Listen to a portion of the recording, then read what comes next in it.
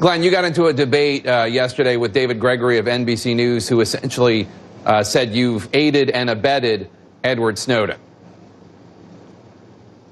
To the extent that you have aided and abetted Snowden, even in his current movements, why shouldn't you, Mr. Greenwald, be charged with a crime? I think it's pretty extraordinary that anybody who would call themselves a journalist would publicly muse about whether or not other journalists should be charged with felonies. The assumption in your question, David, is completely without evidence, the idea that I've aided and abetted him in any way.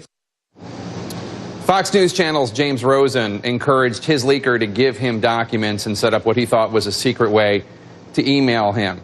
I'm not going to launch any accusations at you, Glenn, but did you do anything beyond what James Rosen did in terms of communication with Snowden? Did you work with him to get him a job at Booz Allen? Did you advise him on how to transfer the documents?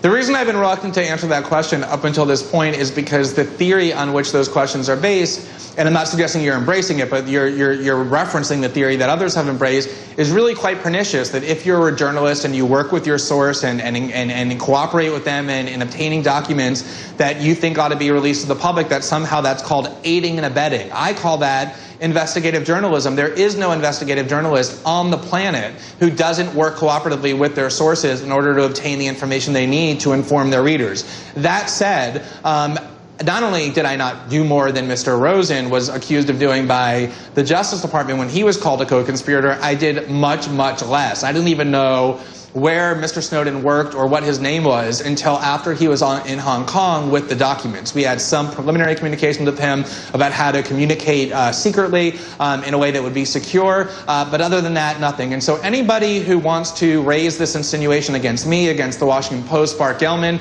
or anybody else that we somehow aided and abetted Mr. Snowden, anyone who wants to even raise that, let alone claim it, ought to be compelled to point to specifics or point to evidence to support that accusation, because there is none. Otherwise, it's just reckless insinuation and shouldn't be tolerated.